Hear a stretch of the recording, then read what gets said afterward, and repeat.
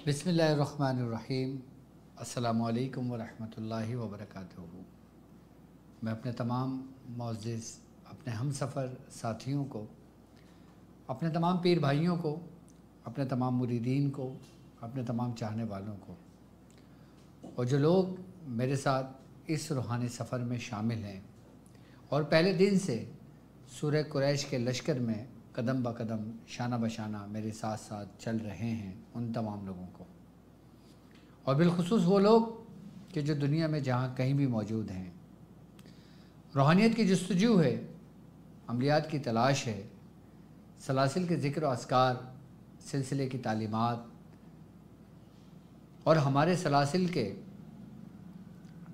अमलियात सीखना चाहते हैं, इजाज़त लेना चाहते हैं, कुछ मालूम करना चाहते हैं, इस नियत से जुड़े हैं। मैं उन तमाम लोगों को और बिलखुसूस वो लोग कि जो अपने मसाइल में गिरफ़्तार हैं, परेशान हैं और चाहते हैं कि उनको कुरान और सुन्नत की रोशनी में बुज़ुर्गों के तजर्बात से उनको उनके मसाइल का हल मिले, तो मैं ऐसे तमाम लोगों को अपने ख़ानदान क़ादरिया सिलसिला सोहरवर्दिया चिश्तिया में एक बार फिर सफ़ीना निजातुल मसाइल की सीज़न 2 के एपिसोड 21 में खुशामदीद कहता हूँ और ये भी उम्मीद करता हूँ कि आप तमाम लोग खैरियत से होंगे। अल्हम्दुलिल्लाह हमारा ये कामयाबी का सफ़र अपनी मंजिल की तरफ आगे रमा दवा है। सफ़ीना निजातुल मसाइल हर जुमेरात को पाकिस्तानी टाइम के मुताबिक रात 10 बजे से 11 बजे तक लाइव होता है, जिसमें आप हमसे शेयर कर सकते हैं अपने मसाइल, जिसमें आप हमसे शेयर कर सकते हैं अपने पढ़ाई के मामलात। अगर आप रूहानी मुअल्लिज हैं, अगर आप इलाज करते हैं, उसमें कहीं ना कहीं रुकावट आती है, कहीं ना कहीं कोई परेशानी आती है, आप उसके हल के लिए भी आप लाइव कॉल कर सकते हैं। इसके अलावा जो लोग मुझसे पर्सनली बात करना चाहते हैं तो स्क्रीन पर आपके नंबर मौजूद है, आप इस नंबर पे मेरा अपॉइंटमेंट ले सकते हैं। अपना नाम, अपनी वालिदा का नाम लिखकर आप हमें व्हाट्सएप मैसेज भी कर सकते हैं। चाहे आपने सखारा निकलवाना हो, या चाहे आपने किसी बीमारी का मालूम करना हो, या चाहे आपने रूहानियत में कामयाबी हासिल करनी हो, या अमलियात का सफ़र डॉक्टर साहब के ज़ेर निगरानी करना हो, तो आप इस नंबर पर अपना नाम, अपनी डिटेल्स लिखकर हमें सेंड कर सकते हैं। ये रूहानियत का सफ़र और ये सिलसिले की तालीमात, अल्हम्दुलिल्लाह ये सब कुछ हमारे मुर्शिद और हमारे बुज़ुर्गों का फैज़ है। आप लोगों को जो कुछ भी तालीम किया जाता है, जो कुछ भी अमाल बताए जाते हैं और जो कुछ भी सलूक के मामलात में, तसव्वुफ़ के मामलात में, सलासिल के मामलात में जो ज़िक्र व आस्कार दिए जाते हैं, यहाँ तक कि मैं जो भी अमल आपको तालीम करता हूँ, चाहे वो दुनियावी एतबार से हो, चाहे वो रूहानी एतबार से हो, चाहे वो किसी भी मकासद के लिए हो, यकीनन वो अमाल, वो तरतीब, वो तरीक़ा जो हम आपको तालीम करते हैं, वो किसी न किसी बुज़ुर्ग से मंसूब ज़रूर होता है। ऐसा नहीं कि किसी बुज़ुर्ग से हमें उसकी इजाज़त ना हो, किसी बुज़ुर्ग से मंसूब ना हो वो अमल आपको बताया जाए, ऐसा हरगिज़ नहीं है। चाहे वो नकूश की सूरत में हो, चाहे वो अमलियात की सूरत में हो, चाहे वो तावीज़ात की सूरत में हो, चाहे वो किसी लौह की सूरत में हो, आपको जो कुछ भी बताया जाता है बाकायदा तौर पे पहले उसकी तस्दीक होती है और उस सनद को देखी जाती है कि जिस सनद से हमारे पास उसकी इजाज़तें आई हैं, उसके बाद वो अमल मैं आप लोगों के सामने पेश करता हूँ। इसी ही वजह से आपके अमल में तासीर होती है। अल्हम्दुलिल्लाह जो नकूश भी मैं आप लोगों को तालीमात करता हूँ, तालीम देता हूँ, चाहे वो नक्श सुलेमानी हो, चाहे वो फलीता सुलेमानी हो, चाहे वो नक्श कहरी हो, चाहे वो फलीता कहरी हो, चाहे वो नक्श 15 का हो, कुछ भी हो, वो सबसे पहले डॉक्टर साहब की ख़ुद की रियाज़त होती है। डॉक्टर साहब के मुर्शिद की रियाज़तें होती हैं, डॉक्टर साहब के बुज़ुर्गों की रियाज़तें होती हैं, और फिर उसका फल आप लोगों को मिलता है। इसकी मिसाल बिल्कुल ऐसे ही है कि जैसे मेरे मुर्शिद ने एक बाग लगाया, उस पर मेहनत की, उसमें बीज लगाया और उस पर हल चलाया, दिन रात अपना पसीना लगाया, और फिर जब वो फसल पकी, जब उस दरख्त में फल आने शुरू हुए, तो डॉक्टर साहब ने आप लोगों को दावत दी कि आइए, अब आपका हक है कि ये वो फल, ये वो मेहनत कि जो मेरे बुज़ुर्गों ने की हैं, जो हमारे बुज़ुर्गों ने हमसे करवाई हैं, उसका फल यकीनन पीर की मेहनत का फल उसके मुरीदों को मिलता है। ये कुलिया है, ये तमाम सलासिल में है कि मुर्शिद जो मेहनत करता है वो अपनी औलाद यानी अपने मुरीदों को उसका सिला मिलता है। हमारे मुर्शिद ने रियाज़तें की, हमारे मुर्शिद ने मेहनत की, उनका फल हमें मिला। हमने जो रियाज़तें की और वो फल जो हमें मुर्शिद की तरफ से मिला, हमने उसकी आपको दावत दी, उसका आप लोगों का उसका हिस्सा मिला।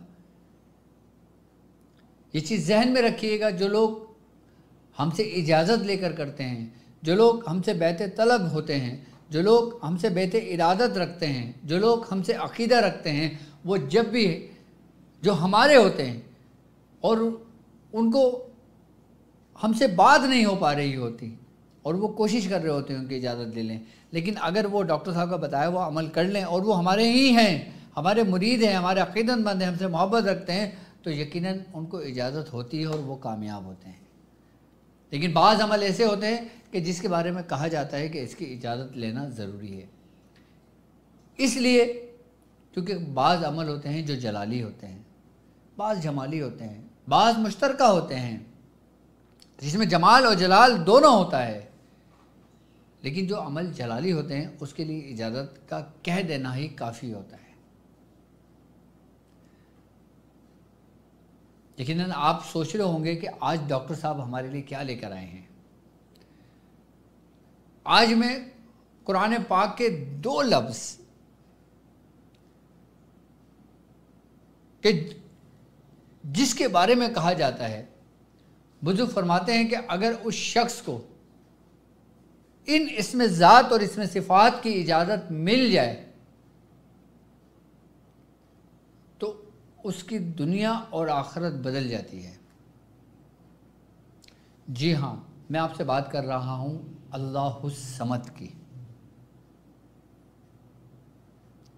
आज हम जिक्र करेंगे अमल अल्लाहुस समद की और इसके मौकलान की और इसके महतेर कितनी रोशनियाँ हैं, इसके महतेर कितना नूर है कि जो तमाम को अपने अंदर समेटे हुए है। अगर मैं अल्लाह समद की बात करता हूँ तो ये कुरान पाक का वो वाहिद लफ्ज़ है कि जो समद पूरे कुरान में सिर्फ एक बार आया है, सिर्फ एक बार,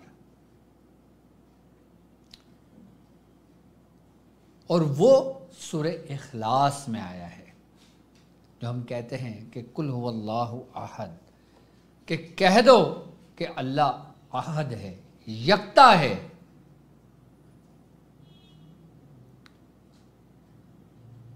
अल्लाहुस समद, कि वो बेनियाज है। अब समद इसमें सिफात है, अल्लाह इसमें ज़ात है। अल्लाह के अदद बनते हैं 66 और समद के अदद बनते हैं 166। अब ये वो सिफ़ात है अल्लाह तबारक व तआला की जो किसी इंसान में हो ही नहीं सकती, लेकिन इस सिफत का फैज़ ज़रूर है, क्योंकि ये वो समद है जो मकाम समदियत में यकता है। जैसे सूरह इखलास की पहली आयत है कि कुल हुवल्लाहु अहद, कि वो यकता है, अहद है। अब इसमें जो कुछ भी हर आयत में इस्तेमाल हुआ होगा वो यकता है, वो बेनियाज है। अब जैसे समी, सुनने वाला, अब इंसान की सिफत, अब इंसान सुनता है कि ये रब की सिफत है اور یہ انسان کی بھی صفت ہے، کیونکہ انسان رب کا ذل ہے۔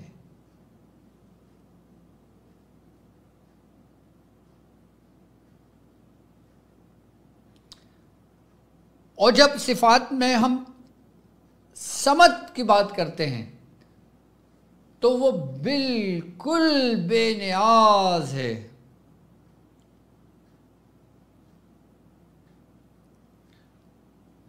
اور اللہ الصمد،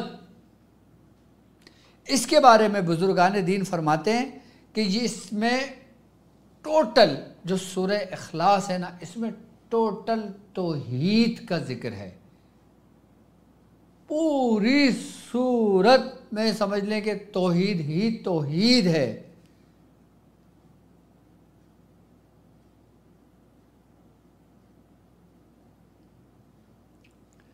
اب جیسے رحمانیت ہے، قدوسیت ہے، رزاقیت ہے، یہ سب رب کی صفات ہیں۔ ان سب کو اپنے اندر سمیٹے ہوئے، یعنی کہ اللہ تبارک تعالیٰ کے جتنے بھی صفاتی نام ہیں، ہم تو وہ جانتے ہیں جو ہم جانتے ہیں، جو تھوڑے بہت ہیں، لیکن بزرگان دین فرماتے ہیں کہ رب کے نام اتنے ہیں اس دنیا میں کہ جو ہم جانتے ہیں۔ یہ کون فرما رہے ہیں؟ بزرگ فرما رہے ہیں کہ اتنے نام ہیں، یعنی کہ جتنے اللہ کے دوست آئیں، یعنی کہ وہ انبیاء کرام، وہ نبی جو 1,24,000 پیغمبر آئے، 1,24,000 پیغمبر جو آئیں، ان کی نسبت سے بزرگ فرماتے ہیں اللہ تبارک تعالیٰ کہ وہ 1,24,000 نام ہیں اس زمین پر جو بزرگ جانتے ہیں۔ ان تمام اللہ تبارک و تعالیٰ کے صفاتی نام کو اگر دیکھیں نا، تو ان تمام صفاتی نام کو اگر ایک جگہ جمع کرتے ہیں، اگر اس کا امام کوئی بنتا ہے تو وہ صمد بنتا ہے، کہ یہ اپنے اندر ہر اس تجلی، جو تمام تجلیوں، تمام روشنیوں کا مجموعہ ہے، یہ اس کا تاج ہے، صمد جو ہے۔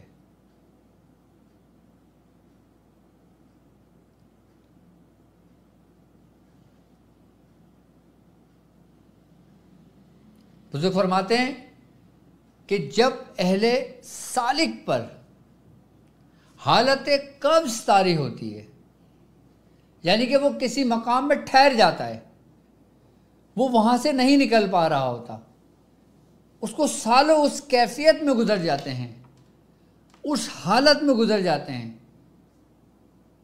تو جو کیفیت اس کے اوپر برقرار رہتی ہے، قائم ہوتی ہے، تو اس قائم کردہ کیفیت کو تحریک کرنے کے لیے اللہ الصمد کا ذکر کرایا جاتا ہے، کہ جس سے وہ اس مقام سے نکل کر دوسرے مقام میں داخل ہو کر بے نیازی کی طرف لے جاتا ہے۔ یہ اس کا فیض ہے، کس کا؟ اللہ الصمد کا۔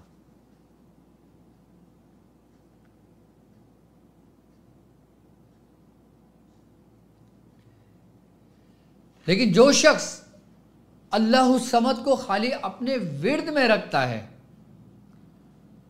وہ دنیا کی دولت ہو، دنیا کے حالات و معاملات ہوں، جب اس کا فیض جاری ہوتا ہے تو وہ ان تمام سے بے نیاز ہو جاتا ہے۔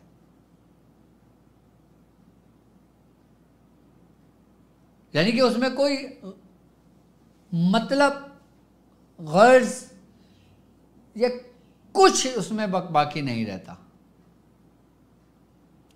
اور جن جن بزرگوں پر اللہ الصمد کی روحانیت ظاہر ہوئی، وہ فنا فی اللہ میں چلے گئے۔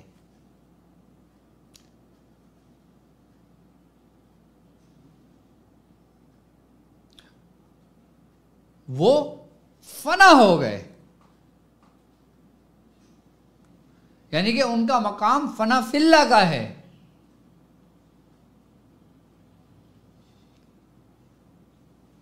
کیونکہ صمد کی تجلی समत की रोशनी अपने असल ही की जानिब तुम्हें लेकर जाती है, वहीं लौटाती है।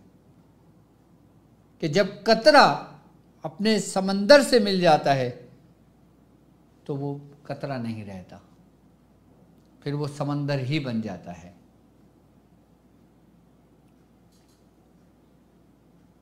अल्लाह समद पर अक्सर बुजुर्गों ने बड़ी बड़ी रियाजतें की हैं, लेकिन हर रियाजत की एक इब्तिदा होती है, हर काम का एक तरतीब, एक तरीक़ेकार होता है।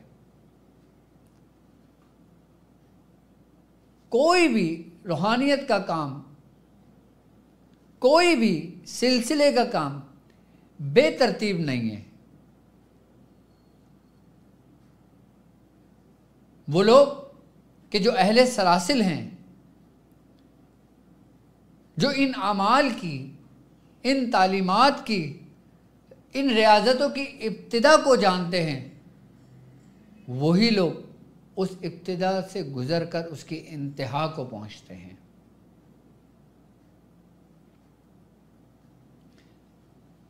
हर चीज़ के कायदे कवानीन होते हैं, कुछ उसूल व ज़वाबित होते हैं। तो क्या हम जो सफ़र कर रहे हैं उसके उसूल व ज़वाबित नहीं हैं क्या? बिल्कुल हैं।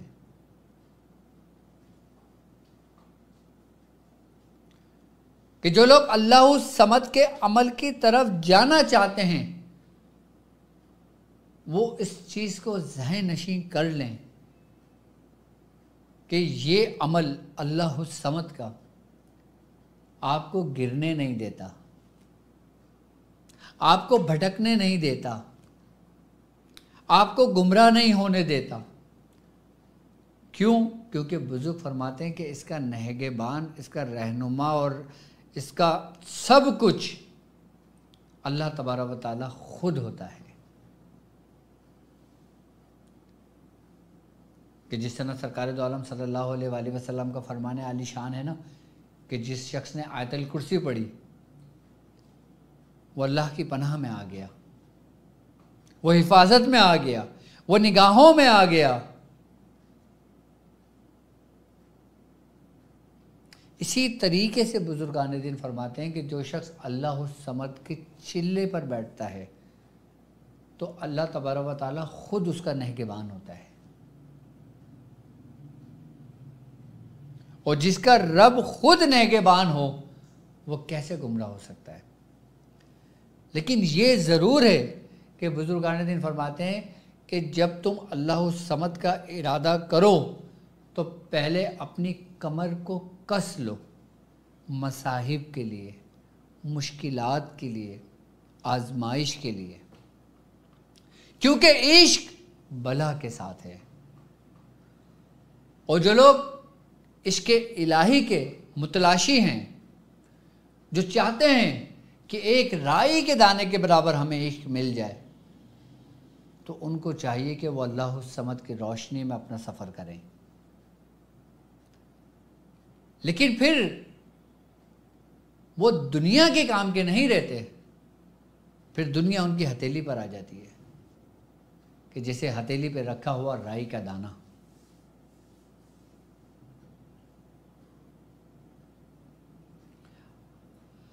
अल्लाह समद के साहिब दावात बहुत कम बुजुर्ग गुजरे हैं।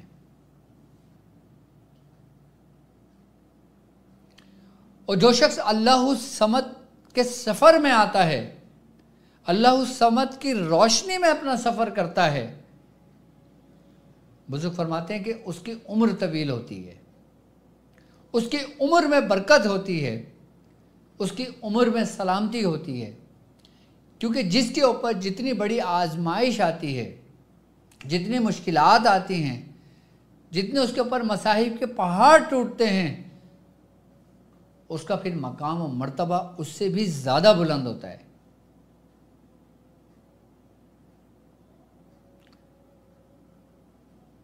कहते हैं कि साहिब दावात अगर कोई शख्स बन जाए अल्लाह समद का, तो उसकी 7 नस्लों में अल्लाह समद का फैज़ रहता है। اس کی 7 نسلوں میں اللہ الصمد کا فیض رہتا ہے. اگر ان 7 نسلوں میں کسی بھی کڑی میں سے اگر وہ کسی کو بھی اللہ الصمد کی اجازت دے دے تو وہ کامل ہو جاتا ہے.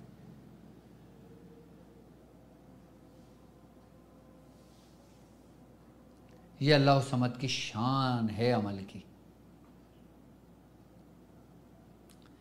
لیکن یہ اپنے ساتھ جلال رکھتا ہے، یہ اپنے ساتھ جلال لے کر آتا ہے، یہ اپنے ساتھ قہر برساتا ہے. کس پر؟ آپ کے نفس پر. کس پر؟ آپ کے دشمنوں پر. کس پر؟ شیطان اور اس کی ذریت پر. کہ جو شخص اللہ الصمد کی روشنی پا کر اپنا سفر کرتا ہے، شیطان اس سے 40 کوس دور رہتا ہے.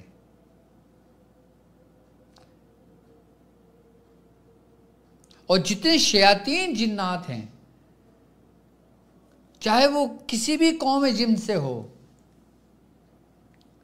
کہ جس جگہ اللہ الصمد کا صاحب دعوات شخص ہوتا ہے وہاں پہ شریر جنات گزرتے بھی نہیں ہیں، کیونکہ اللہ الصمد کی جو روشنی ہے وہ اس کو جلا دیتی ہے. کہ جو شخص اللہ الصمد کا صاحب دعوات ہو جاتا ہے اس کا چرچا زمینوں سے زیادہ آسمانوں میں ہوتا ہے، اس کی پکار زمینوں سے زیادہ آسمانوں میں ہوتی ہے، اس کی پہچان زمینوں سے زیادہ آسمانوں میں ہوتی ہے. وہ زمینوں سے زیادہ آسمانوں کے رستے جانتا ہے، وہ زمینوں سے زیادہ آسمانوں میں مشہور ہوتا ہے، کیونکہ زمین میں تو وہ بے نیاز ہو گیا. اس نے ہر چیز سے ہاتھ اٹھا لیے. اس نے اپنی خوشی کو، اپنے آپ کو، اپنے نفس کو، اپنے قلب کو، اپنی روح کو، ہر چیز کو سلنڈر کر دیا اس نے. اللہ الصمد جب انسان تکرار کرتا ہے تو انسان کے اندر ایک ایسی حرارت اور حدت پیدا ہوتی ہے کہ اس کے وجود تک میں آگ لگ جاتی ہے.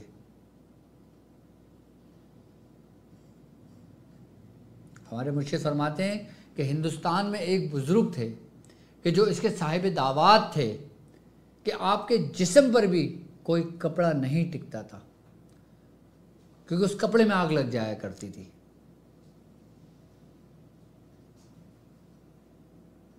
ان بزرگ کا نام بھی بتایا تھا میرے مرشد نے.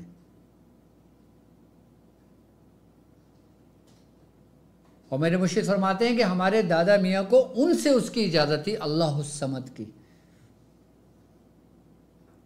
ہمارے دادا میاں شاہ محمد حسن نے بھی اجازت دی تھی، لیکن ان بزرگ سے بھی خصوصی اجازت تھی.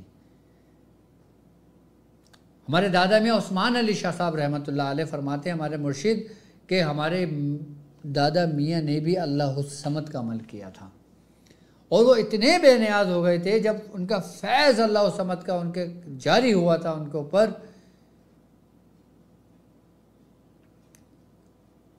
کہ وہ ہر چیز سے بیگانہ ہو گئے تھے.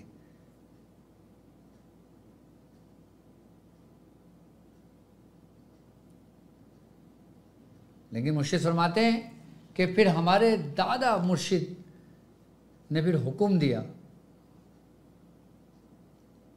ہمارے دادا میں عثمان علی شاہ صاحب کو، یعنی کہ شاہ محمد حسن نے حکم دیا کہ عثمان ہم نے تمہیں یہاں پہ دین کی تبلیغ کے لیے بھیجا ہے، ابھی وقت نہیں ہے، ابھی تمہیں ضرورت ہے، تمہاری ضرورت ہے ابھی مخلوق خدا کو، کہ جاؤ پہلے دین کی تبلیغ مکمل کر لو. میں حضور فرماتے ہیں پھر دادا میاں ہمارے عثمان علی شاہ صاحب اس کیفیت سے باہر نکلے تھے. ہمارے مرشد فرماتے ہیں پھر ہمارے دادا عثمان علی شاہ صاحب رحمۃ اللہ علیہ نے پھر ہمارے مرشد کو اجازت دی اللہ الصمد کی. ہمارے مرشد فرماتے ہیں کہ جب انہوں نے اللہ الصمد کا ذکر شروع کیا تو ایک ایک چیز ان سے جدا ہوتی چلی گئی، یہاں تک کہ فرماتے ہیں کہ میری اولادیں تک مجھ سے جدا کر دی گئی.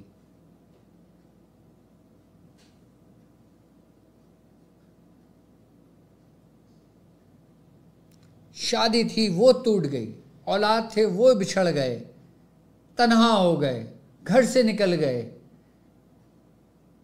مہینوں سالوں مرشد فرماتے ہیں کہ میں نے جنگل کا رخ کر لیا، لیکن کبھی اپنے ذکر سے غافل نہیں ہوا۔ پھر وہی تاریخ دہرائی اور ہمارے دادا میاں عثمان علی شاہ صاحب رحمۃ اللہ علیہ نے پھر ہمارے مرشد کو اس کیفیت سے نکالا۔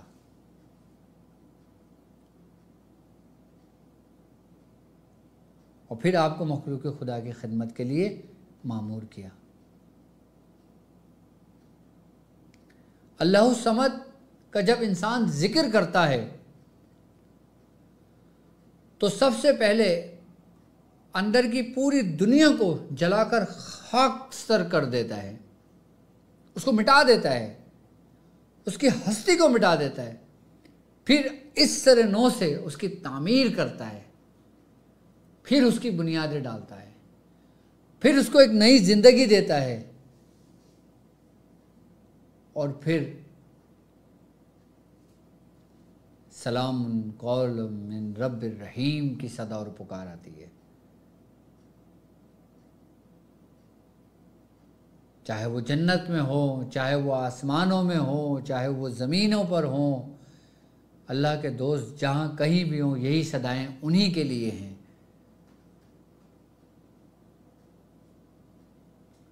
اگر اللہ الصمد کا عمل کرنا ہے تو پہلے تیار ہو جانا،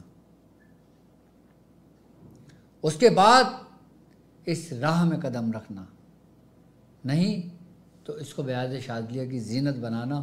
اور جب زندگی وفا کرے اور جو شخص اب اس راہ پہ چلنا چاہے، اللہ الصمد سے اپنا سلوک مکمل کرنا چاہے، تو پھر وہ کمر کس لے اور میدان میں اتر جائے۔ اس نیت سے نہیں کہ موکلان حاضر ہوں، اس نیت سے نہیں کہ جنات حاضر ہوں، اس نیت سے نہیں کہ وہ مخلوق خدا کی خدمت کرے، اس نیت سے نہیں، بلکہ اس نیت سے کرے جس نیت سے کرنے کا اس کا حق ہے۔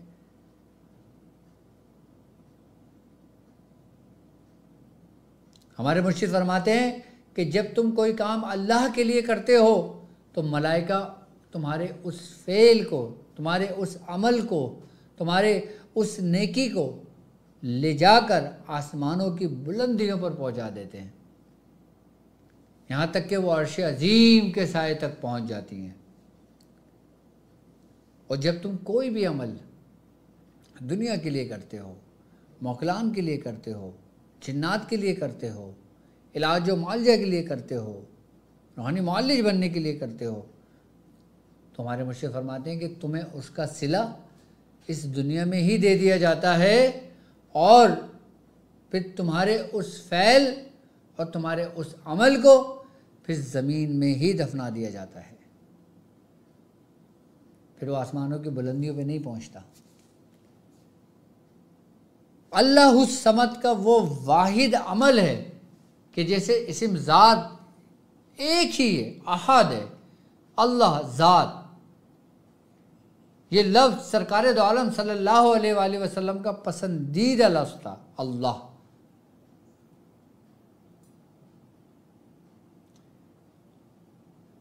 ہر مسلمان کی زبان پر، کہ چاہے وہ نزع کی حالت میں ہو، چاہے وہ بیماری کی شدت میں ہو، چاہے وہ خوشی کے عالم میں ہو، چاہے وہ جس کیفیت میں بھی ہو، لفظ اللہ اس کی زبان سے، اس کے قلب سے ضرور نکلتا ہے۔ انسان سب کچھ بھول جاتا ہے، لفظ اللہ نہیں بھولتا، کیونکہ جب انسان پیدا ہوتا ہے تو سب سے پہلے جو لفظ بولنا سیکھتا ہے وہ لفظ اللہ ہی ہے، لیکن وہ اس سے وہ غافل ہے۔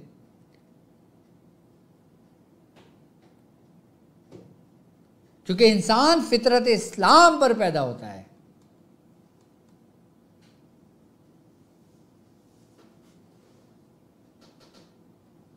اور لفظ صمد کہ جس کے معنی بنتے ہیں کہ بے نیاز،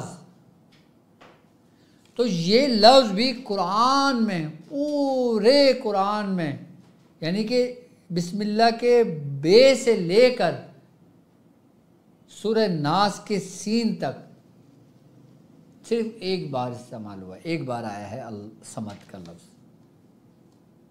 تو وہ بھی یکتا ہے، وہ بھی بے نیاز بھی صرف وہی ذات ہے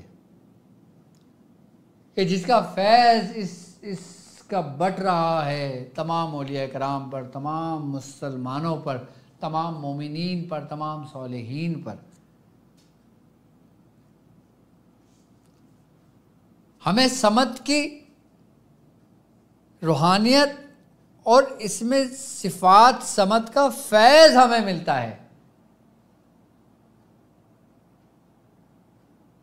اور اس فیض کی انتہا یہ ہے کہ یہ انسان کے پورے وجود کو فنا کر دیتی ہے، ختم کر دیتی ہے، یعنی کہ وہ عشق میں مٹ جاتا ہے، مر جاتا ہے۔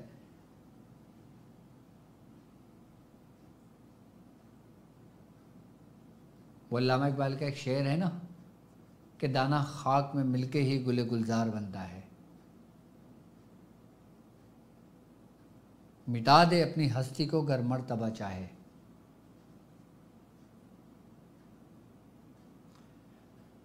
کہ پہلے اپنی ہستی کو مٹانا پڑتا ہے، پہلے خود کو فنا کرنا پڑتا ہے، پہلے خود کو ختم کرنا پڑتا ہے، پہلے مطلب کی زندگی کو ختم کرنا پڑتا ہے، خود غرضی کو ختم کرنا پڑتا ہے، انا کو ختم کرنا پڑتا ہے،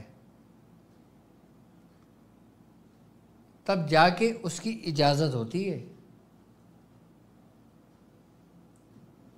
اور فیض ایسا نہیں ہے کہ آپ نے پڑھا اور فیض آنے شروع ہو گیا،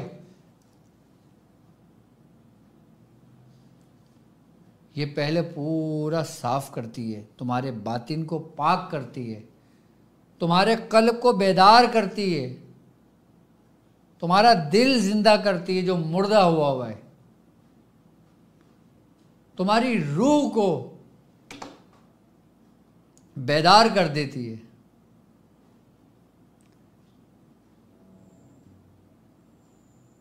اس کے بعد جا کے کچھ معاملات میں ہوتا ہے آسانی۔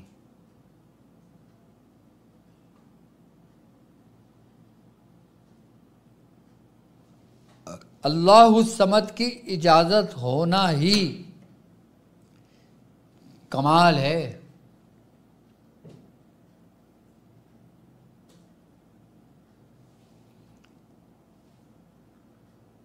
اب آپ کسی بھی مقاصد کے لیے پڑھیں، لیکن میں ایک بات کہوں گا کہ اگر آپ اللہ الصمد کے راستے پر ہیں، چلنا چاہتے ہیں، اللہ الصمد کا عمل کرنا چاہتے ہیں، تو آپ اس کو صرف اور صرف اس نیت سے کریں کہ جس نیت سے ہمارے بزرگوں نے کیا۔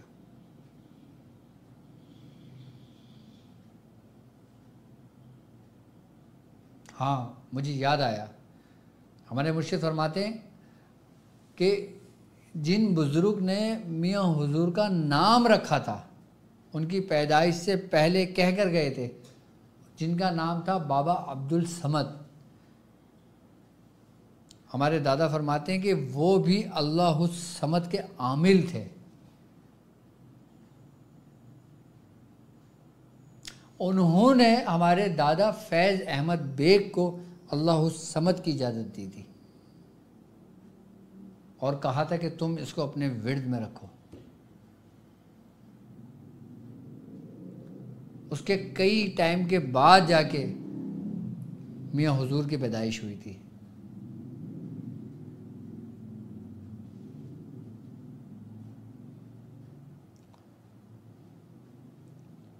اگر ہم اللہ الصمد کا عمل کرنا چاہیں تو اس کو سب سے پہلے 40 روز میں اس کو آپ 1.25 لاکھ مکمل کر سکتے ہیں۔ اس کی ترتیب اور اس کے طریقہ کار یہ ہوگا کہ آپ نے یکم چاند کی پہلی تاریخ سے اور 40 دن میں یہ عمل مکمل کرنا ہوگا، اور اس کے بعد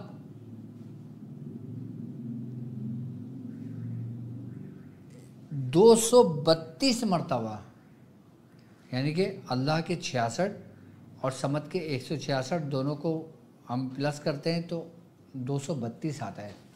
اس کو اپنے ورڈ میں رکھیں ہمیشہ. لیکن اگر آپ چاہتے ہیں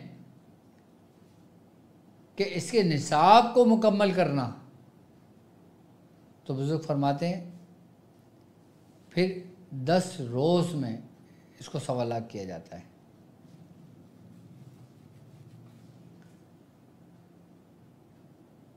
بارہ ہزار کچھ مرتبہ پڑھا جاتا ہے یہ.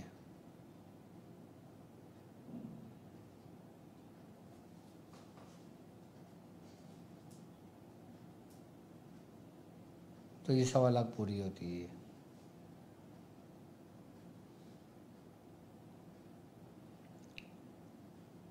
لیکن 10 دن میں جو 1.25 لاکھ مکمل ہوتی ہے وہ ایک دم نہیں ہوتی، یہ ذہن میں رکھیے گا. آپ نے پہلے صرف 40 روز تک اس کو 1.25 لاکھ مکمل کر لیں. 40 روز کے آپ اس کے 2 چلے مکمل کر لیں 1.25 لاکھ کے. اس کے بعد پھر آپ اس کو 6600 مرتبہ پڑھیں گے.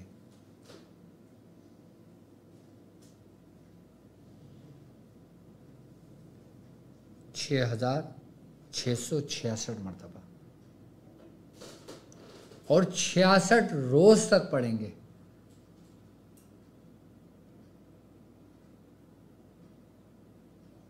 جب 6666 مرتبہ 66 روز اس کے کمپلیٹ مکمل ہو جائیں گے، اس کے بعد آپ پھر 10 دن کا یہ عمل کیجئے گا 1.25 لاکھ کا.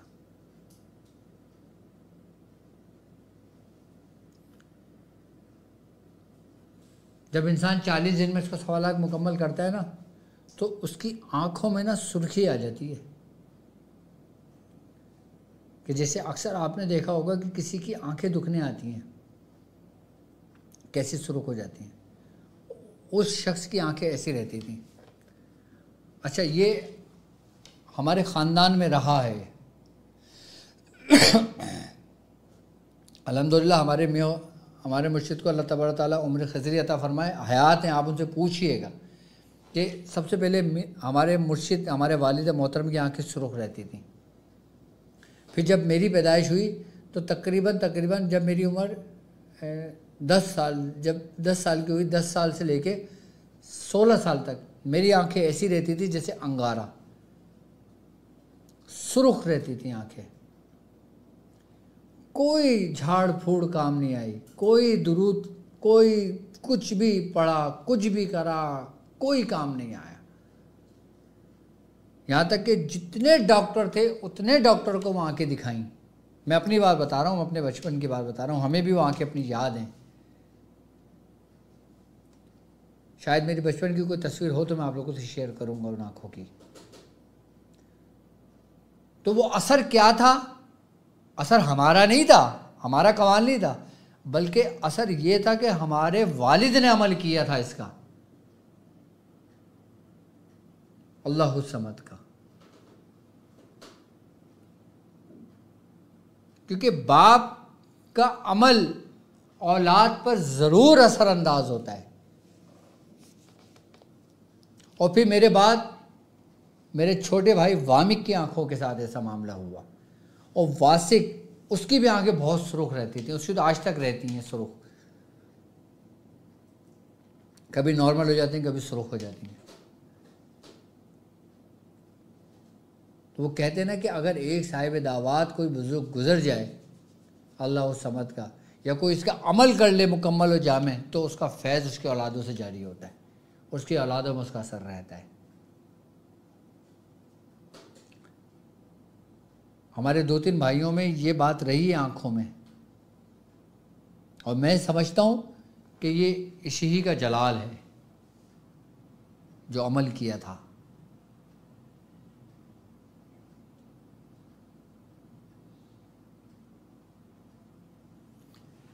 تو جب 6666 مرتبہ 66 دن مکمل کر لیں، اس کے بعد پھر آپ 10 روز میں اس کو 1.25 لاکھ مکمل کر لیں اور 4 چلے اس طریقے سے مکمل کر لیں. اس کی ایک خاص بات ہے، اگر آپ نے 40 دن کے دوست کی چلے کر لیے تو سمجھ لو کہ آپ کو اس کی اجازت ہو گئی، یعنی کہ یہ آپ کے موافق ہی آپ کے ساتھ آپ کا بہترین آپ کا معاون و مددگار ہے۔ نہیں تو پھر آپ 40 دوستوں کے 10 روز بھی نہیں پڑھ سکتے اس کو۔ اجازت 1000 لوگ لے لیں، اجازت مل جائے گی 1000 لوگوں کو، لیکن ان 1000 لوگوں میں 10 لوگ ہوں گے کہ جو اس عمل کو مکمل کریں گے، ورنہ چھوٹ جائے گا، خود ہی چھوٹ جائے گا، آپ چھوڑو نہ چھوڑو۔ اگر دیکھو خود نہ چھوڑو، خود چھوڑو گے تو پریشانی ہے، جان بوجھ کر۔ اگر آپ تواتر کے ساتھ پابندی کے ساتھ اس کو مکمل کرتے رہے تو پھر آپ کی نسلوں کے لیے عمل کافی ہے، پھر کسی عمل کی ضرورت نہیں ہے۔ جادو، جنات، شیاطین کچھ بھی نہیں ہے، کچھ بھی۔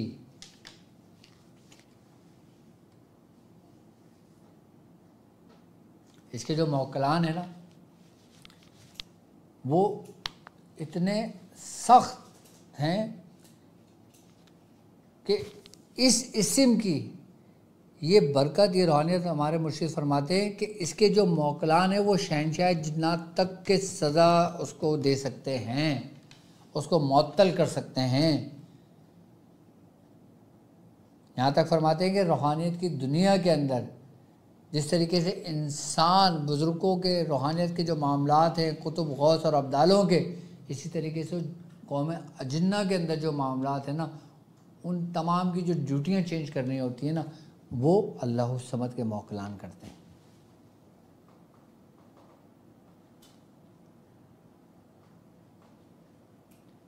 ہر موکل کسی نہ کسی کے ماتحت ہے، لیکن اللہ الصمد کے جو موکل ہے نا وہ کسی کے ماتحت نہیں ہے۔ وہ یہ سمجھ لیں کہ اس اسم ہی کی تجلیات میں سے ہیں۔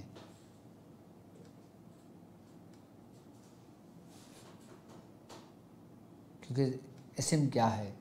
صمد، جو بالکل بے نیاز ہے۔ لیکن پہلے یہ آپ کو تنہا کر دے گا، اور اس کے بعد جب آپ تنہا ہو جاؤ گے تمہیں پورے طریقے سے اجاڑ دے گا، پوری طریقے سے ختم کر دے گا۔ اس کے بعد پھر تمہاری جو تعمیر کرے گا نا، پھر تمہیں وہ آسمانوں کی بلندیوں پہ لے جائے گا۔ اگر ہے ہمت تو سو بسم اللہ، نہیں تو برکت کے لیے ایک تسبیح ہی کافی ہے اس کی۔ ہر نماز کے بعد بھی ایک تسبیح کی پڑھی جا سکتی ہے۔ اور جو لوگ یہ کہتے ہیں کہ ہمیں چلتے پھرتے اللہ الصمد پڑھنے کی اجازت دیں، تو چلتے پھرتے بھی اللہ الصمد کی اجازت اتنی آسانی سے نہیں ملتی، یہ یاد رکھنا۔